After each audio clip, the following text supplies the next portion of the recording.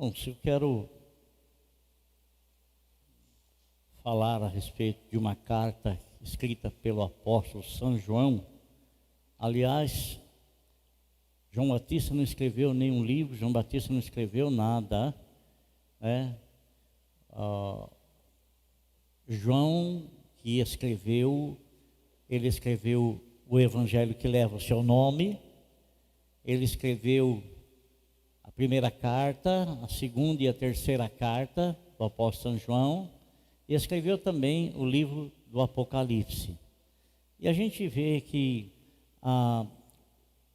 os evangelhos, eles são a biografia, né, da pessoa do Senhor Jesus.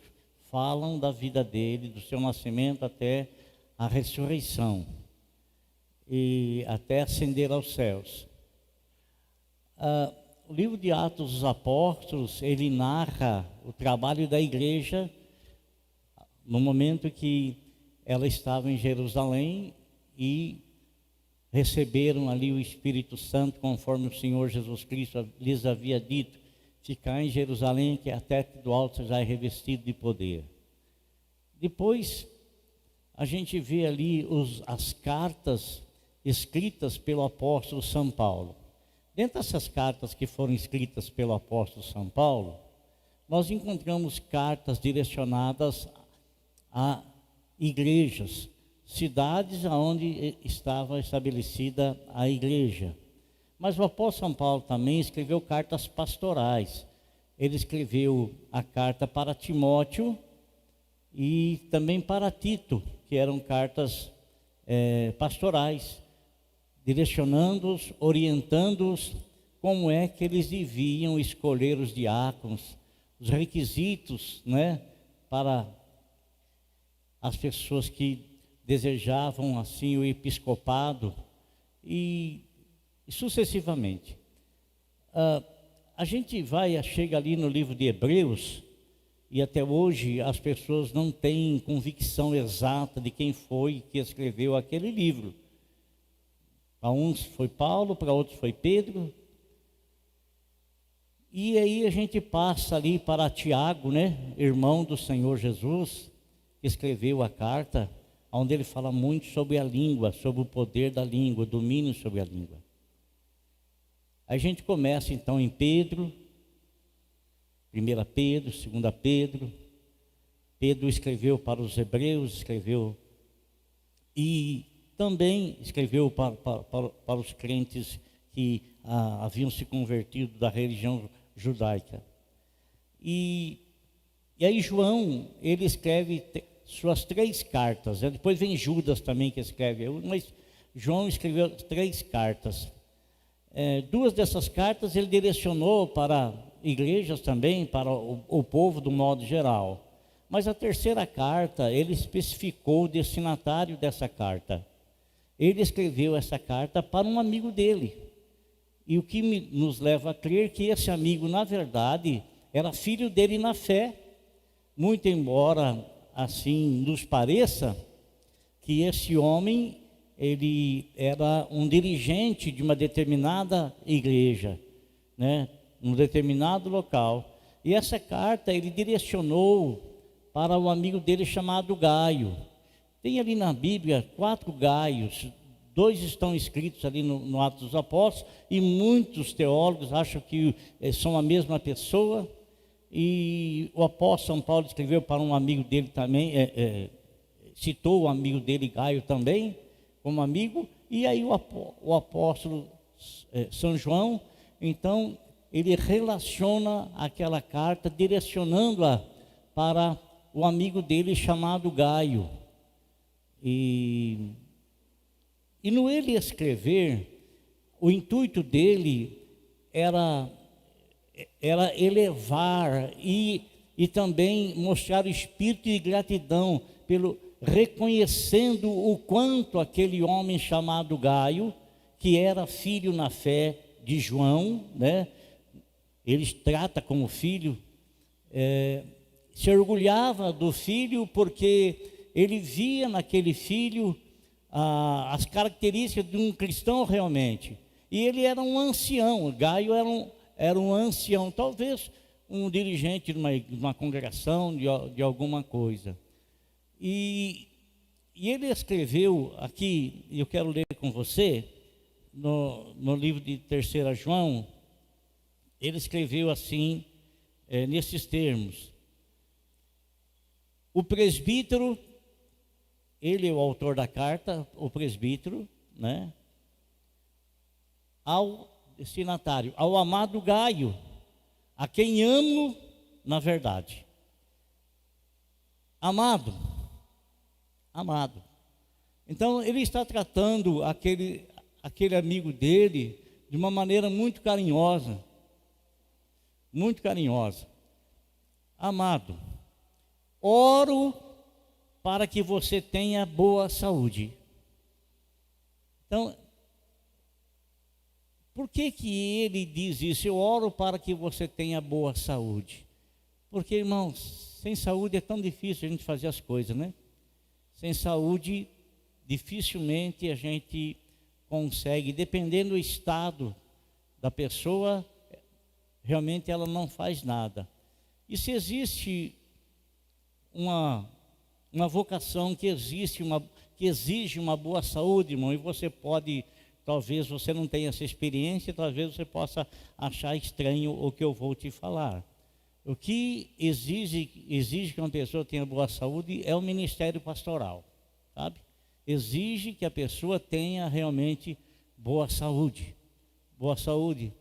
Porque a luta que se trava, não é a luta de um trabalho, de uma vocação, de um trabalho secular, né? Que você presta ali os seus trabalhos, expõe os seus trabalhos, né? E você tem aí um cansaço físico, e quando você chega na sua casa, você toma um banho, se recolhe, e no outro dia você está prontinho de novo para exercer aquela função. O trabalho pastoral, ele é diferente, irmão. O trabalho pastoral exige da pessoa uma boa saúde física, mental e espiritual, sabe? Porque é um trabalho muito pesado. Às vezes as pessoas não entendem, o combate que se trava, o combate que se tem. O combate que se trava, o combate que se tem.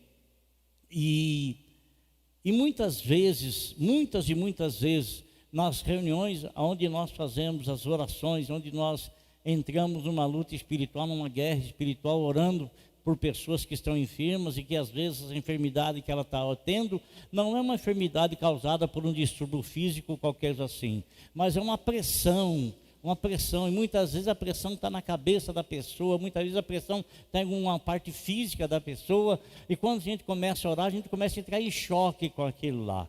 Então é uma luta, e você sabe que numa luta, não é somente uma pessoa que se cansa, as duas pessoas que estão lutando se cansam, né? E nós nos cansamos mais, por quê? Porque nós estamos num corpo físico, exige muito do nosso físico, e nós estamos lutando contra potestades, estamos lutando com seres espirituais que não se cansam, eles não se cansam. Então é uma guerra, e muitas vezes quando a gente sai do culto, a gente não vê a hora de chegar em casa. Falar a verdade para você, chegar em casa, assim, tomar um banho e se atirar na cama, e sabe, para refazer, para recuperar aquela energia. Haja visto, irmão, que a gente poderia pensar assim: poxa, isso acontece, né, com nós, na nossa fraqueza, mas o que nosso Senhor Jesus Cristo fazia? Às vezes ele ficava horas, noites, sozinho no monte orando para refazer as condições de energias dele, porque ele gastava no embate que ele tinha contra os seus inimigos, Então, quando João fala assim: eu oro para que você tenha boa saúde, ele continua dizendo assim: e também que te corra tudo bem, que lhe corra tudo bem.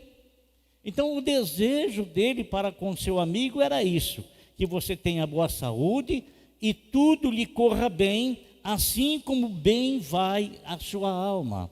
E por que ele tinha certeza que a alma de Gaio estava bem? Por que ele tinha certeza? Porque ele sabe, assim como bem vai a tua alma, sabe por quê? Por causa das coisas que ele ouvia a respeito de Gaio.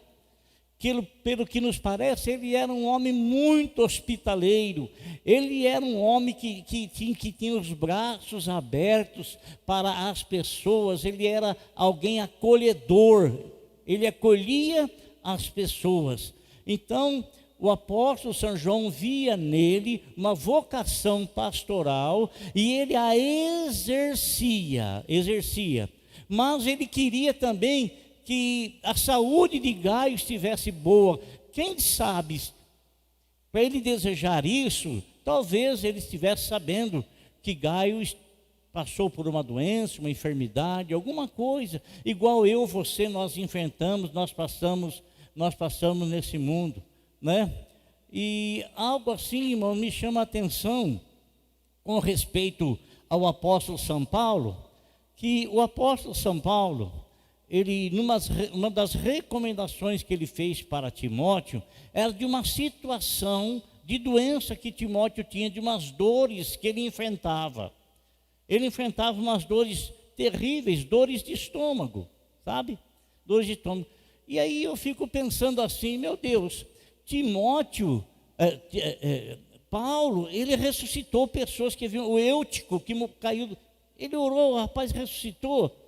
E agora ele faz uma recomendação a Timóteo. Timóteo, tome um pouquinho de vinho por causa das suas constantes dores de estômago. Logicamente, irmão, vinho não é um vinho fermentado. Imagine você, a pessoa, tomar uma bebida alcoólica com problema de estômago. Não é?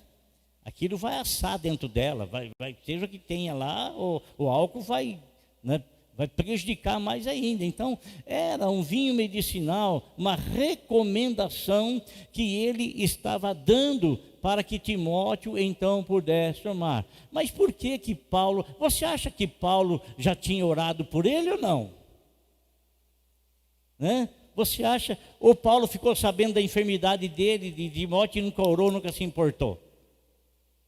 Né? Com certeza ele orou. E aí está, irmão, algumas coisas que estão além da nossa compreensão e que nós poderíamos aqui conjecturar muitas coisas para justificar por que Deus ressuscitou aquela pessoa através da oração dele e por que Deus não curou Timóteo pela mesma oração da mesma pessoa de Paulo, né? Por quê? Então, são coisas, irmão, são coisas que não adianta a gente querer descobrir, sabe, até porque a Bíblia fala assim, que tem coisas que se Deus quiser falar conosco, nos mostrar, Ele vai fazer, e tem coisas que Ele não quer falar, então não adianta ficar trazendo questionamento, sugestões na mente, encher a sua cabeça de dúvida, encher a sua cabeça de muitas coisas, querendo ter uma resposta. Uma coisa só eu te digo, irmão, continue andando com o Senhor. Não fique trazendo coisas para dentro da tua cabeça, coisas que, se Deus quiser, Ele poderá te mostrar um dia. E se Ele não quiser, não adianta você pular e esperar, que Ele não vai te mostrar. Então, é melhor a gente conduzir a vida da gente na presença do Senhor, na graça do Senhor e cuidar da nossa vida. Você sabe que o apóstolo São Pedro, ele e João foram dos primeiros apóstolos a curar pessoas. O apóstolo, logo depois de Jesus ter ascendido aos céus, João e Pedro, eles foram lá para o templo para orar. E eles encontraram um paralítico lá, e você sabe o que aconteceu, né? O paralítico queria uma esmola, eles disseram: nós não temos prata, nós não temos ouro, mas tudo que nós te damos, tudo que nós temos, nós te damos. Em nome de Jesus, levanta e anda. Aí o apóstolo São Pedro e o apóstolo São João, eles principiaram dessa forma o ministério deles. Logo, muitas pessoas ficaram sabendo desse milagre, até porque eles estavam na igreja, estavam no templo, né? A Bíblia nos fala que após o paralítico ser curado, ele não deu no pé, ele não fugiu do templo, ele não correu da igreja, ele não desapareceu da igreja, sabe? Não desapareceu. Logo após ele ser curado, o que foi que ele fez? Ele entrou igreja adentro, entrou templo adentro, pulando, saltando, alegre, contente, cantando. A Bíblia fala que ele entrou louvando a Deus, saltando e louvando a Deus. E quando ele entra dentro de uma, que era a hora da oração, a hora nona, 3 horas da tarde, ele entra, o templo com certeza estava repleto, porque era o momento da oração daquele povo, né? Então, quando ele entra, ele faz o maior barulho, ele vem cantando, ele vem louvando, a atenção de todos se voltam para ele, né? E aí então começam a questioná-lo, e Pedro e João então transmitem para ele que foi pela santidade, pela graça e misericórdia de Deus que tal ato aconteceu, que tal bênção sucedeu, que tal milagre aconteceu. Pedro, amado, ele começa então a fazer o quê? Ele começa a se deslocar de um lado para outro, né? Da mesma forma que nosso Senhor Jesus Cristo também fazia. Jesus, ele pregava no templo, ele ensinava no templo, em sinagogas, mas ele não parava num único local, num único lugar. Ele não pastoreava as pessoas como nós fazemos aqui. Estamos há 42 anos aqui, né? Ele não ficou assim, até porque ele nem viveu 40 anos, né? Viveu 33 anos e meio, e 3 anos e meio apenas de ministério. Mas, irmão, ele não tinha carro, não tinha avião, não tinha nada para se locomover. Então a locomoção deles era a locomoção nos pés, andando para lá e para cá. E a Bíblia nos fala que ele ia em todas as aldeias. É bem verdade que a população de mais de 2.000 anos atrás nem sequer chegava perto da população que nós temos hoje, de quase 8 bilhões, né, de pessoas no planeta aí, né? Então não chegava nem próximo. Mas o quanto estava ao alcance dele, ele andava. Por quê? Porque ele disse que ele tinha que fazer a obra para a qual o Pai o enviou a fazer. E ele disse que a obra que ele veio fazer é desfazer as obras de Satanás. Destruir as obras de Satanás. Isso que ele veio fazer. Então, Pedro, ele também, quando recebeu a ordem de pregar o evangelho, ele também ia aqui, ia ali, ia lá, ia colar. E é interessante, irmãos, porque no capítulo 8, 9 de Atos dos Apóstolos, está escrito assim: viajando por toda parte, Pedro foi visitar os santos que viviam em Lida. Então, ele viajava por toda parte. E ele foi numa cidade chamada Lida. Essa cidade ficava no caminho de Jerusalém. E ele foi nessa cidade chamada Lida. E quando ele foi nessa cidade chamada Lida, ele foi com uma expectativa, com um propósito, melhor dizendo. Foi com um propósito. O que era? Visitar os santos. Visitar quem? Os santos. Você sabe aquela ideia errônea que nós aprendemos, que infelizmente passaram para nós, e por a gente não conhecer as Escrituras, a gente foi assim, engolindo, sabe, foi trazendo, e a gente veio com uma ideia totalmente errada a respeito de santo, né?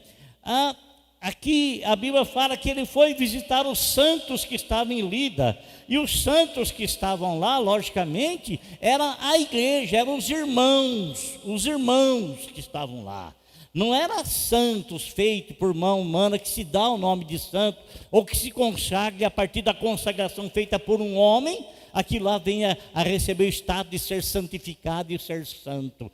Nem pode santificar aquilo que Deus não aceita, né? Aquilo que Deus não aceita, aquilo que é contrário à palavra de Deus, ninguém tem autoridade para santificar. Da mesma forma que ninguém pode amaldiçoar aqueles que pertencem a Deus. Você se lembra da jumenta de Balaão, e de Balaão que foi chamado para amaldiçoar o povo de Israel, e ele disse assim: não posso amaldiçoar aqueles que Deus abençoou. Não posso. Não posso.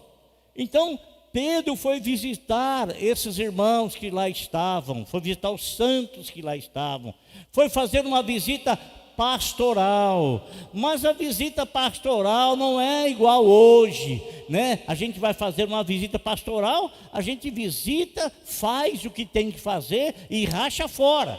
Não vai fazer uma visita pessoal, não vai fazer uma visita familiar, né? Quando você vai fazer uma visita de família para família, você fica lá. Mas quando é uma visita pastoral, você faz o que tem que fazer e racha fora. Sai fora. Você foi cumprir o que tem, cumprir no ministério, né? E vai fora. E aí, meus irmãos, o que acontece? Acontece que ele, né? Lá ele encontrou uma pessoa. Ali ele encontrou um paralítico chamado Enéas. Enéas quer dizer louvor. Enéas quer dizer louvor. E o louvor fazia 8 anos que estava de cama. Paralítico. De cama e paralítico. Olha, eu quero que tudo lhe vá bem. Eu quero que você tenha saúde, eu quero que as coisas corram bem na tua vida, assim como bem vai a tua alma. Agora, Pedro, irmão, ele tinha uma autoridade dada pelo Senhor, e ele de repente, lá no início, quando ele foi chamado pelo Senhor, e quando o Senhor chamou os 12 e deu ordenança para eles saírem, pregar o Evangelho e curar as pessoas, foi a primeira experiência pessoal que ele teve com libertação e com cura. Posteriormente, depois, junto com outros, com 70 irmãos, posterior a isso foram 70 irmãos, e ele estava junto, que saíram realizando obras grandiosas e voltaram com alegria, conversando com o Senhor. Mas de posterior a isso, ele recebe o Espírito Santo, e ao receber o Espírito Santo, ele recebe esse dom maravilhoso de ajuntar multidões, porque ele ajuntou 3.000 almas da primeira vez, 5.000 da outra vez, né? E trouxe a conversão, e muitas pessoas ali haviam e eram curadas. E é interessante a gente notar uma coisa, irmãos. Se ele, Pedro, teve a graça do Senhor e o chamado do Senhor e a manifestação do ministério dele, de ganhar tantas pessoas assim, a gente vê que André, irmão dele, não fez a mesma coisa. A gente vê que Tiago, irmão de João, não fez a mesma coisa. A gente vê que João também não fez a mesma coisa. A gente vê que os outros apóstolos também não narra que eles tivessem, dentro da Bíblia Sagrada, no início da igreja, tivessem feito algumas coisas tão grandes dessa forma, muito embora posteriormente livros foram escritos a respeito dos heróis da fé, e dizendo da maneira como esses apóstolos, eles glorificaram a Deus em suas mortes, que todos eles foram sacrificados. O único que morreu de morte natural foi João, o único. Foi João. Então, irmãos, Pedro, então, ele é levado na casa de Enéas, que estava paralítico há 8 anos. Há 8 anos paralítico, preso numa cama. Ele era servo de Deus. Era servo de Deus. Ele era servo de Deus. Há quanto tempo ele era servo de Deus? Há quanto tempo ele tinha recebido a Cristo como seu Salvador, como seu Senhor? Há quanto tempo? Não se especifica isso na Bíblia, não é especificado na Bíblia isso aí, não é. Mas o que nos leva aqui em conta, amado irmão, é a bênção que Deus usou Pedro para entregar para esse homem. Algumas Bíblias dizem assim que Pedro chegou para ele e disse assim: ó Enéas, Jesus Cristo te dá saúde, levanta e anda. Outras Bíblias dizem assim, Enéas, Jesus Cristo vai te curar, levanta e anda. Não importa, a tradução é uma palavra diferente da outra, mas o contexto é um só e quer dizer a mesma coisa. Aquele homem, ele levantou-se da cama e começou a andar. Eu quero chamar a atenção do irmão.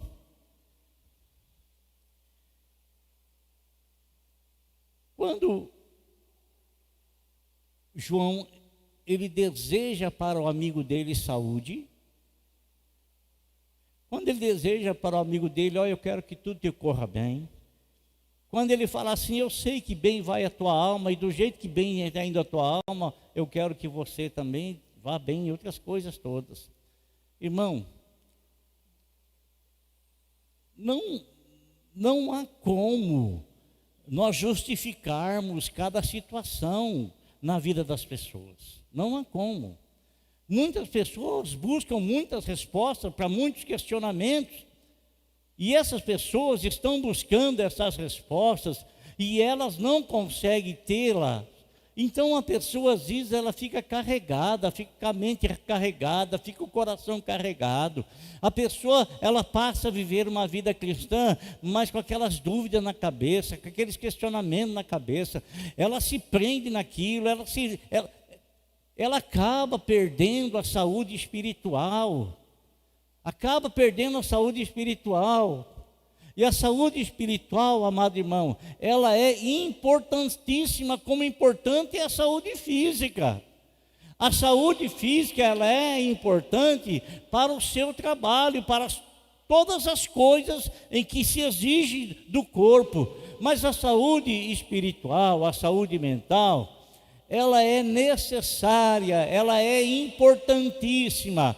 E saúde, e essa saúde a gente obtém tendo Jesus como Salvador e desenvolvendo a nossa fé em Cristo Jesus, crescendo em Cristo Jesus, crescendo em Cristo Jesus. Olha, irmãos, tem muitas pessoas, hoje, só uma ilustração. Hoje nós apresentamos ao Senhor o filho do Mateus e da Natália, netos do irmão Antônio Carlos e da irmã Ieda. Menino muito bonito, forte. Junto também nós vimos uma outra criança. E essa criança que estava também, filho de uns irmãos aqui da igreja, essa criança, ele está com 5 meses. Mas pensa numa criança grande, de 1 ano aproximadamente. Tem 5 meses, mas, sabe? Então, você vê que há um grande desenvolvimento. E houve um desenvolvimento, porque a criança, ela foi amamentada de maneira certa e ela está sendo alimentada de maneira correta. Não é que a pessoa é assim, avantajada fisicamente, a criança. Não, dentro de 1 ano, mas físico forte, sim, uma criança forte, saudável. Quando isso logicamente acontece, porque tudo que nasce para crescer, não é? Nasce para crescer. Existem muitas crianças desnutridas que têm a sua saúde completamente afetada, a mente afetada, e elas não conseguem se desenvolver porque lhes falta alimento, lhes falta o necessário, né? E elas ficam raquíticas, nascem, começam a se desenvolver fraquinhas, doentes, assim. Infelizmente. Assim é a vida do crente, irmão. O crente que não tem saúde espiritual, ele é desse jeito. Ele é cheio de manias, sabe? Ele é cheio de manias. Ele é cheio de coisas que sabe? Ele não desenvolve. Ele nasceu de novo, ele aceitou Jesus como Salvador, mas ele está lá daquela forma ainda, daquele jeito, ainda daquele modo ainda. Ele é um cristão, ele é um crente, mas a vida espiritual dele está totalmente detonada. Ele não consegue ter saúde espiritual e muitas vezes, por que não dizer na maioria das vezes, a vida que a pessoa leva está intimamente ligada à saúde espiritual dela. É um reflexo da vida espiritual dela com Deus. Da vida espiritual dela com Deus. Então, quando ele fala aqui, ó, eu quero que você tenha saúde, eu quero que tudo lhe corra bem, assim como bem vai a tua alma. Então ele quer que a vida de Gaio seja um reflexo da intimidade que ele tem com Deus. E é isso que eu desejo para você, irmão. Eu quero que a tua vida seja um reflexo da vida que você tem com Deus, da intimidade que você tem com Deus, do amor que você tem a Deus, da leitura que você faz da palavra de Deus, do tempo que você proporciona a Deus, para dar a Deus o tempo necessário para Ele abençoar você e consequentemente a bênção que estiver sobre você esteja também, alcance também as demais pessoas que estão ligadas direto e indiretamente com você. Olha, quando Pedro, então, ele vai na casa de Enéas. Enéas poderia estar muito bem mentalmente, sarado espiritualmente, podia estar totalmente curado espiritualmente, mas ele estava doente no corpo físico. Ele precisava da intervenção, da bênção que Gaio desejou, que João desejou ao seu amigo Gaio. Estava precisando, estava necessitando, e muitas vezes nós também estamos necessitando, estamos precisando, sabe por quê, irmão? Porque nós estamos seguindo uma estrada, e nessa estrada às vezes a gente pisa em espinho, a gente tropeça muitas vezes nessa estrada, e a gente encontra determinados obstáculos, e a gente necessita, a gente precisa estar bem para suplantá-los, para superá-los. Nós precisamos. E olha, irmão, isso não vem através de mágica, viu? Não vem através de mágica. Não vem. Isso aí, a sua vida, a nossa vida cristã, ela é um reflexo da intimidade que nós temos com Deus. Sabe? Da intimidade que nós temos com Deus. Por isso que eu não estou tentando explicar para você o porquê disso, porquê daquilo outro, porque o coração de cada um é descoberto diante de Deus, a nossa vida é totalmente descoberta perante Deus, e de uma única coisa eu sei, irmão, nós precisamos andar com Deus, nós precisamos caminhar com Deus, nós precisamos desenvolver a nossa vida cristã, precisamos desenvolver. Você às vezes, querido, fica satisfeito de vir na igreja no domingo. Glória a Deus que você vem na igreja no domingo, mas você não pode apenas participar da comunhão com a palavra apenas no domingo, quando o pregador está pregando. Você tem que participar diuturnamente com o Senhor. Você tem que ter o seu tempo com Deus. Você tem que ler a palavra. Isso tudo você tem nas suas mãos. Mas eu não tenho tempo. Tem sim, irmão. Tem tempo sim. Não seja negligente, não. Você tem tempo sim. Tem. O que falta às vezes é disciplina. O que falta às vezes é a gente parar de querer enrolar a gente mesmo, sabe? Prejudicar a gente mesmo e a gente aceitar isso de bom grado. Às vezes a gente tem que lutar com a gente mesmo, contra a vontade da gente mesmo. A gente tem que lutar, sabe? Tem que lutar. Agora é hora de eu ler a palavra de Deus. Toca telefone, toca interfone, toca não sei o quê. Não é assim que acontece? É assim que sucede. E por quê? Aí você vê a importância que é você... Porque tem coisa que vem para te atrapalhar. É importante, irmão, é importante nós termos um tempo com Deus todos os dias. o tempo que você tem para disponibilizar, olha a coisa, palavra que eu estou falando, disponibilizar como se, diante de Deus, como se Deus fosse a última coisa, a menos importante, né? A prioridade é o Senhor, prioridade é Ele, irmãos, sabe? Prioridade. As outras coisas Deus cuida. Amém? Então, a Bíblia nos fala que Pedro diz para Enéas, ó, Jesus Cristo vai curá-lo. Levante-se e arrume a sua cama.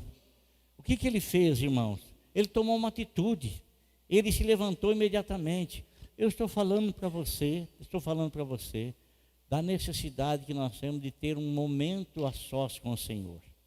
Da necessidade que nós temos disso. E aí, às vezes, você vai pensar assim, eu vou ver se eu vou estar...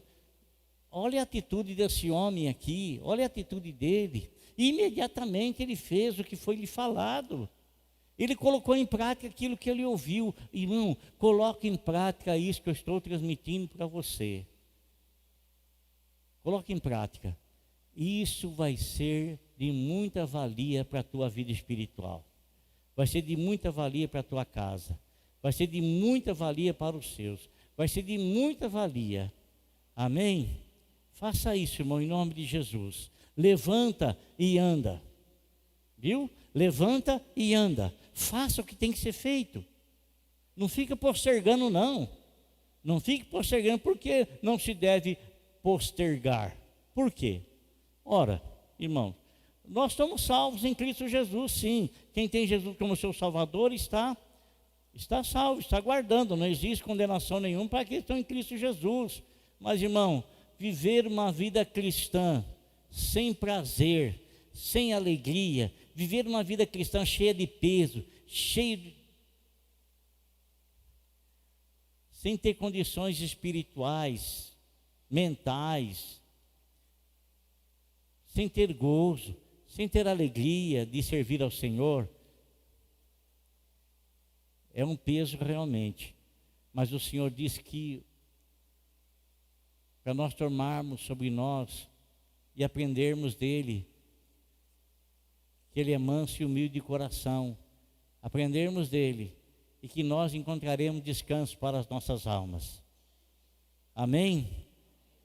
Aconteça o que acontecer, irmão, separe todos os dias 15 minutos, 20 minutos, eu vou ler a palavra de Deus. Leio 3 capítulos por dia, pronto. Ler não é ler com correria, não é ler, já li, pronto, acabou. É ler procurando entender, procurando compreender, ler se alimentando. Sabe, aquela pessoa, tem muitas pessoas hoje, irmãos, que eles sofrem terrivelmente do estômago. E por que eles sofrem terrivelmente do estômago? Nos horários de empresa, de firma, eu me lembro quando eu trabalhei mais de 40 anos atrás, 50 anos atrás. Eu trabalhava numa empresa e eu levava a marmita e eu tinha meia hora de almoço. Então a gente almoçava naquela pressa, irmão. A gente costumou almoçar naquela pressa. Na verdade a gente bebia a comida. Né? Bebia comida.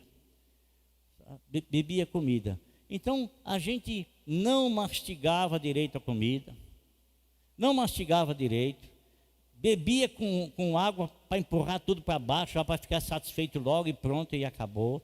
Mal a gente pensava, nem pensava que aquilo pudesse a vir nos prejudicar. Então muitas vezes a gente vai ler a Bíblia, a gente vai ler desse jeito. A gente lê numa correria como se o mundo fosse acabar e pronto, e lê, e não procura nem entender, não procura saborear, não procura ter um entendimento, não procura compreender o que está sendo lido. Quer dizer, aquilo lá não vai fazer uma digestão gostosa na sua vida, porque você nem está sentindo o sabor da palavra de Deus, né? Muito embora a Bíblia fala assim, que ela tem sabor de mel. Está entendendo, irmão? Pastor, eu não sei ler. Olha, Aí, né? Tem essas situações também, né?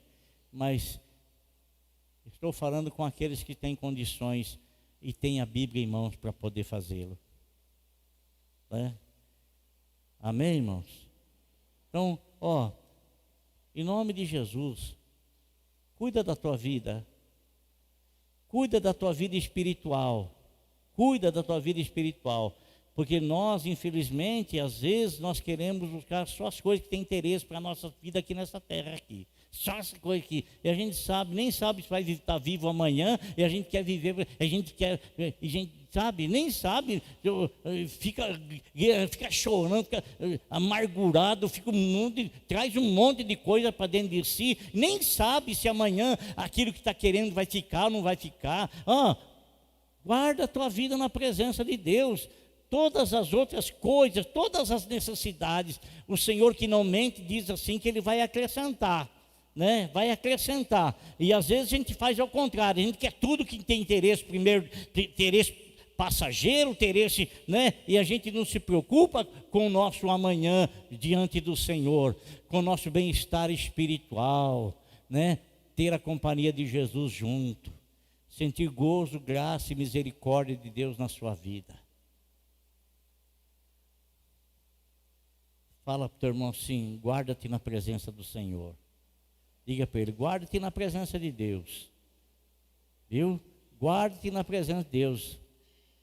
Essa é uma responsabilidade de cada um de nós. Amém? Glória a Deus.